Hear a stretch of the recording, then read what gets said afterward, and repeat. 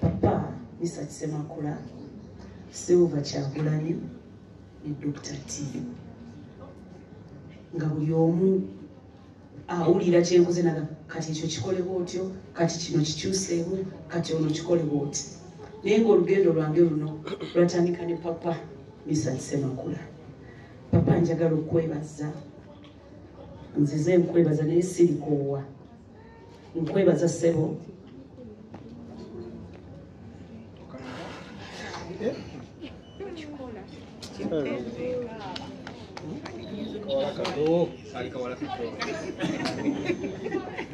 All right, yes. Oli ku Glosh TV nga bulijjo nateera njagala kubanga nkubuuzaako muganda wange gwe wenna atugoberera wano ku mukutu gwaffe gwa YouTube nti wasiibye otya ogamba otya kasubire oli bulungi. Nateera nkujjukiza nti nja kusaba muganda wange genda wansaawo osubscribinge, olikinge, ateera osharinge, still osobola okomentinga okusinzira ku video eno nga woba okoze ki nga woba ojabe. Nateera nyongera okubanga nkujjukiza gwe wenna eyandyetaaza okubanga olanga naffe aba Glosh TV osobola okubanga otunoonyako kanamba kaffe ak'essimu 0750312083 oba 0750312083. ojja kubanga osobola okubanga otufuna, tujja kubanga tukulangira bizinesi yo, osobola okubanga naawe ogikuba abantu mu maaso.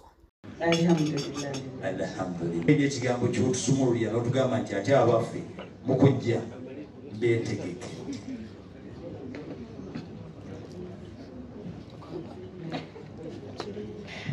Otugamba tokaaba. Bassebo ne bannyabo nsanyusa okubalaba. Ntuuse okwetoola kwange olw'okuba nti nakeereyeemu, kituufu nze nakeereye naye olw'ensonga eziteebereka. Naye Mukama mulungi namaze ne mbasanga, so nsaba kusonyiibwa.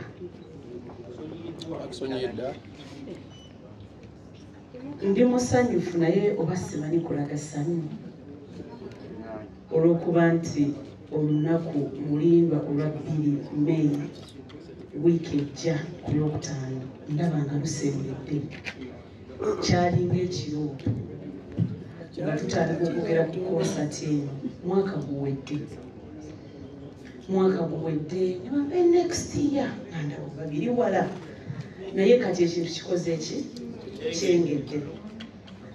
Tuzze tubeera ne pressures nyingi naye eno yesembayo okwongera okukakasa nti omuyimbi wammwe ali very ready for next week. Sirinaamu kutya kwonna, sirinaamu kukankana kwonna, as long as bampadde akazindaalo okuyimba okwogera kuzibumu, naye bwe tutuuka kuyimba njagala okubakakasa nti ndi very ready, mbeetegekedde nabeesunga bwadda. Nzaani atuuse ku olwo olunaku nga ntambudde nammwe abawagizi bange mwenna.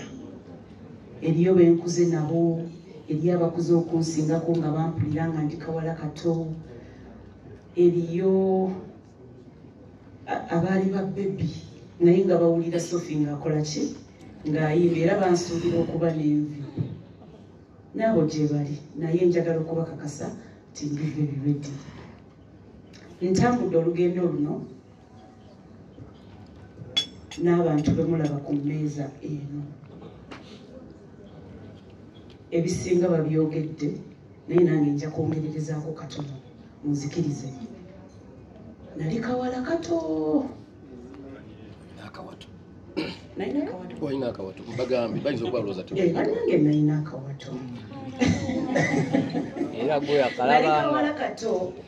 Njagala nnyo okuyimba. Nganze gwe ngamba okuyimba ekintu kyonna nga nzoola. Nsaba mbannyonnyola olugendo lwange nga naawe okubamu akafaananyi va ku Sophie omugoola bakati. Nganze nnyumirwa okuyimba ne bw'onsanga ku street n'oŋŋamba yimba maama. Awo wennyini wensumululira nga nina mukulu wange ate ye ng'amanyi nnyo okuzina.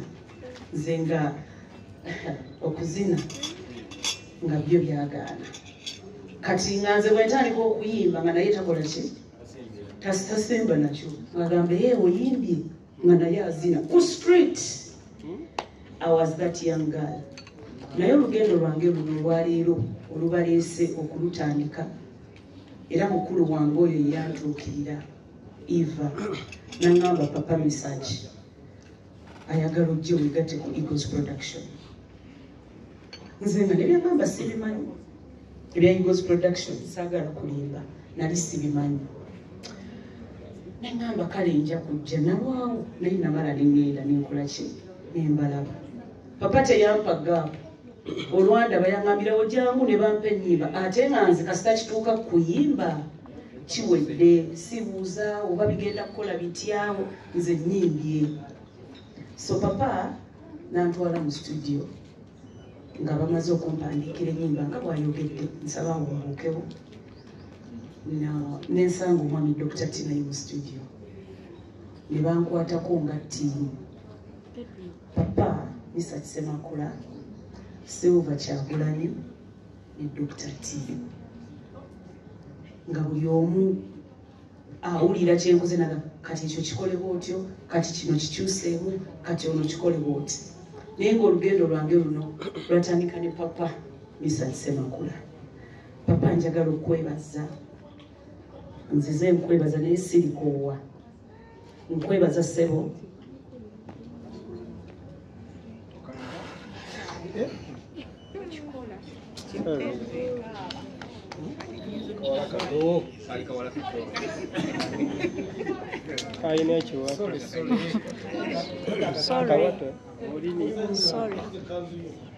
Maulini agambye agenda mukabirako. Tokaaba Maulini.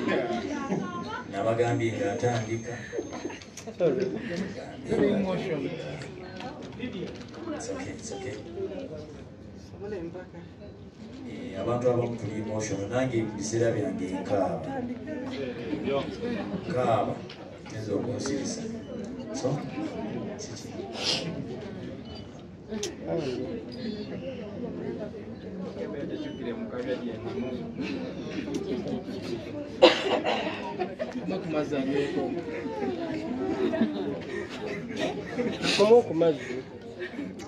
sikaaba actually badde sikaaba sanyu okuyimba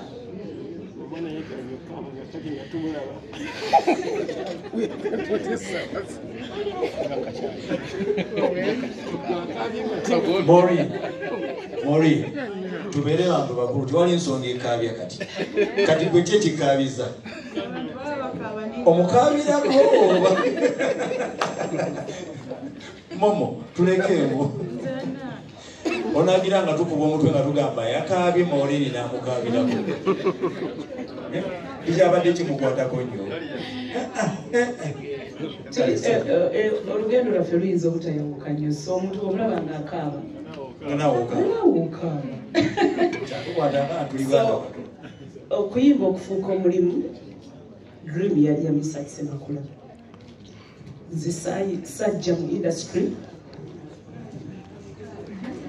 nga manyi nti mugenda kufuuka mulimu.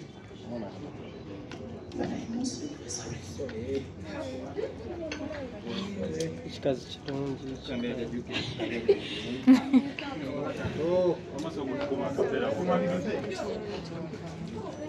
tebaali balowooza tali okusaasira ndoze mumulabira awo atya amanyi ngenda kwogera ku galubindi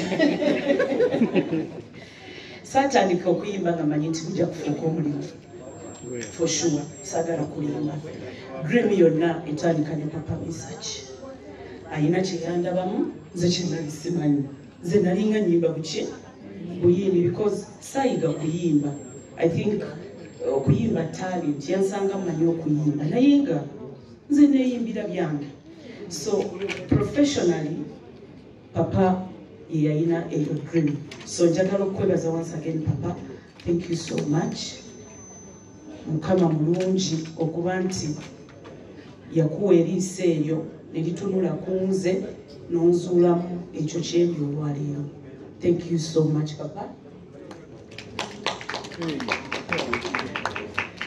Yes. njagala okwongera okwebaza Dr. T. Bwe bamala okunzuula, I met Dr. T. Dr. T n'afuuka Dr. T n'afuuka mukwano gwange, taata wange, brother wange. Nti yayongera okuŋŋumya to be who I am today. His words were always wisdom to me. There was a time nze nali njagala okuva mu music industry. Anti music industry oyagala sometimes obeera ne personalities bbiri. Sophie Nantongo the singer ne Sophie Nantongo omutuufu. Kati nga industry byeyagala sibirina nga siyenze. So I had nalina okustrugglingamu awo, but he made me focus. Yaŋŋumya n'ambuulira on how to handle. Era I am who I am today, gwe mulaba wano olwaleero, because of that man. Thank you, Dr. T. Nkwebaza nnyo papa. Glory be to God. Yes. Abakyala bali wano, Maureen, nga mama Kolatuni mujje, kubanga yeyagala yimba. Kathy ne Maureen mbebaza ekyensuso. Thank you for standing with me today. Tubadde ffenna mu lugendo luno, even though twatuuka ekiseera ne going apart, naye sirowooza nti kyajjawo oluganda lwe tulina. Bannamawulire bayinza obutakirawo. Manyi bannamawulire balowooza nti tulina kubeera ffenna all the time.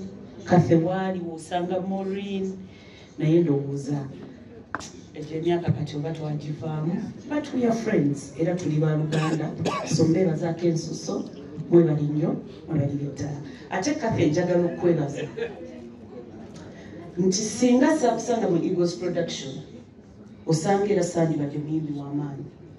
You were my competitor. Wow, Yes. beautiful. She was my competitor. When najja mu Eagles Production, nasangayo Kathy Kusasira. She is a vocalist. She is a vocalist. Kati ffe abayimbi bw'olaba ngambye omuntu nti she is a vocalist. Muyinza obutakitegeera nganze bwekoze ki? Nganze bwe nkitegeera. So nabeeranga eno, ate family naffe bakama baffe bano baali bazibu. Nga Kathy bw'ava ku stage oba nze bwe nvaayo, omu ku ffe y'abaddayo. Mwakikola mukigenderere? So I don't know whether I competitor with, but for me she was my competitor. Nga njagala, because musanzeemu, nga njagala to do more. Nga njagala mbeere better than her. So ekyo kiyina lesson gye kyampa, and I think it was healthy competition. Tetwali nga lutalo, tetwali nti twali tetweyagala. Naye nga nze bwe mpulira enduulu nga bagiwadde Kathe Kulu nga yansooseeyo, mama mbula okuyimba nveemu eddookooli. That is how we are. So njagala okwebazaako ensuso, because if you were not there, nandibadde competing maybe with Obani. So yes, we had that competition. Then Maureen ne bajja, ndowooza nammwe ne mubeera nga mugamba bannange njagala mbeere ngaabo, because Maureen was younger than us, ndowooza, in Eagles Production. So thank you so much for being here. Nga neetegekera concert yange ya next week. Industry nzibu naye ate nnyangu. Bw'ogiyingiramu maybe nga toli kawala kato nnyo, ng'olina emikono emirungi, ekwanguyira. Nze industry yanyanguyira. I'm not one of those abagenda okugamba, oh maama nyabo industry wowe. I'm not one of them. Era ndowooza nga papa bw'agambye, oba gwali mukisa, oba kyali ki, but nze bwe nayingira papa nga ndeese, he was always there. Yasasudde ennyimba, yasasudde studio, nze kukola ki? Nze kuyimba. After 1 year nenneewaggula, nenva mu Eagles Production. Ogambye ki? Nenewagula nenva mu Eagles Production, I became a solo artist. But being a solo artist, byonna byenkola papa mwe mwabinjigiriza. Buli kyenkola mu industry nzijukira ebigambo papa byeyaŋŋambanga. Yaŋŋambanga nti ffe bakama aboola batuli babeka. Nemugamba ssebo muli mukaaga. Naŋŋamba naye tetuliiwo. Naŋŋamba weetuli. Buli omu tayimba bibye nti ye. Naŋŋamba olutalo lw'omuyimbi luggwa na luyimba si bikombe. Ssebo bye bigambo byentambulirako lwe lutalo lwange. Tekinneetaaza kuwala na Maureen, tekinneetaaza kuwala na whoever nti olw'okuba zze mu music industry.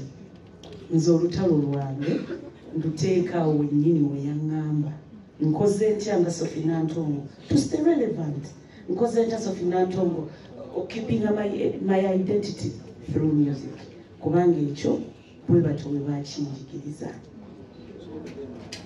So abawagizi bange mwenna abali eyo njagala okubakakasa Diva wamwe gwe mulaba wano ali very ready.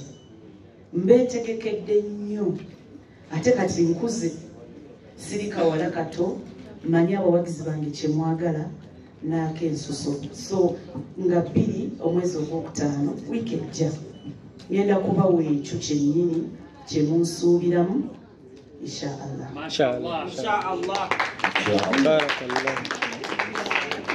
Temubaamu nakweraliikirira, temubaamu nakantu konna.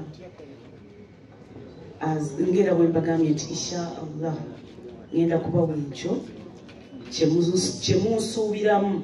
Sinze kali kayangal omanyi bwe nali ntandika okuyimba ntya stage naye nga neegumyagumya naye nze kati tewali stage entiisa nti ekintu eki butabamatiza.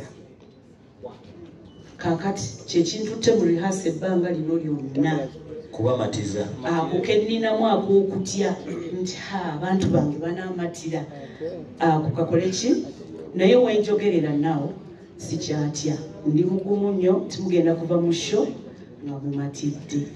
So mbalinze mu bitiibwa mwe balinye okutambula olugendo lwange luno okutuuka kaakano ndutambudde nammwe era mbasaba twongere okubeera nga tuli bumu, twongere okuba nga tutambula olugendo luno.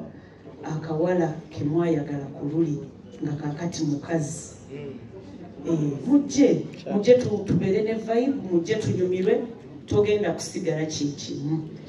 Ekyo tujja kuwulirayo testimonies ng'abantu bagamba nze bwe nava mu concert ya Sophie Nantongo omusajja yankuba embaga. Yes, tugenda ziwulira. Kino kyentegese kyammwe bawagizi bange. Eno sho sigyekoledde nga nze wabula amaanyi gonna ge tutaddemu nga taddemu lwammwe abawagizi bange. Njagala okwebaza MTN. Thank you so much for believing in Sophie Nantongo.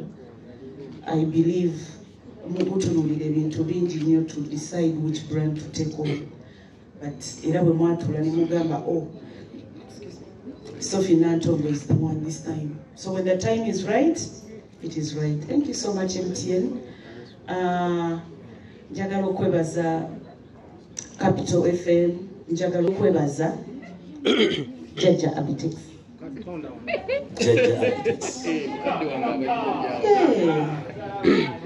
Abitex Jajja wange. Katonda wange. Tokinyonyola kimala. Abaana baki? Wowe kagatoka. Wowe. Yogera wo kyao. Jajja. wangi mama. Omanyi ewajjajjawo obamukyala. So njagala okwebaza ssebo webale nnyo okujja n'oyongera okuyimirirawo nange. Omwami oyo naye yanzikiririzamu kuva dda nga ndi kawala kato. N'aŋŋamba njagala kutegeka konsati yo.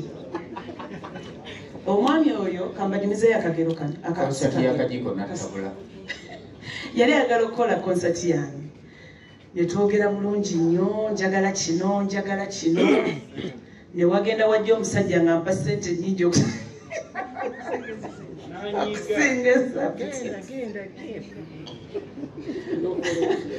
nenekyusa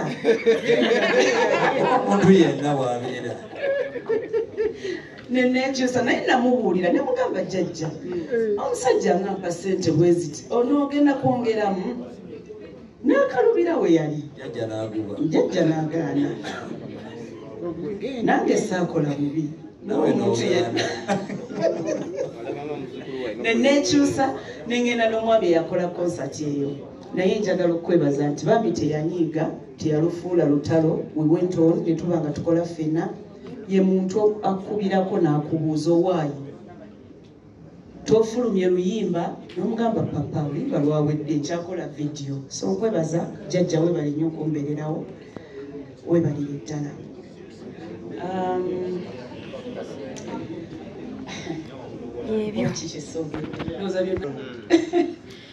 so njagala okwongera okukatiriza nti wagenda kubeerawo okuwangula tickets ez'obwereere eri abantu bonna bananyiga koodi eno nga basubscribinga obuyimba bwange osubscribinga akayimba ng'ofuna ticket so koodi y'okunyiga okufuna akayimba kange eri oba ku buyimba bwange star 170 *46 hash so ali eyo yenna nga ayagala okujja mu concert take this chance of winning a free ticket ng'onyiga star 170 *46 hash and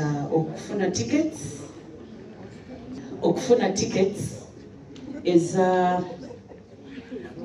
show next week tunyiga star 165 star 20 hash ng'olondako ticket gy'okola ki gy'oyagala njagala okwebaza papa Ronald Mayinja bonna bali wano nno bapapa bange njagala okumwebazaako ensuso era njagala mubuulire lwaki gwe nsembezaayo papa alina engeri gye yatugumyanga awo mu Eagles nga bwagambye nti babeeranga eno muki mu wings eno mukate bwe bati kati gwe wabangawo oluusi lwe babagaanye okuyimba obudde bugenze gwe ne bagamba gwe leero toyimba papa oyo nga yajja n'akugumya nagamba nenkyawuno naawe n'ogumirawo n'olinda olwaki olw'enkya osanga singa tewatugumya twandibadde twakola ki twadduka dda so webale nnyo papa okusembyayo kabadde kakodyo njagala okwebaza Eagles Production yonna abali wano n'abataliiwo mwebale nnyo okundera amagezi ge nnina sirina walala we nnandigajje because it may take another century to get another Eagles Production so mbebaza nesekwebaza mwebale nnyo mwebalire ddala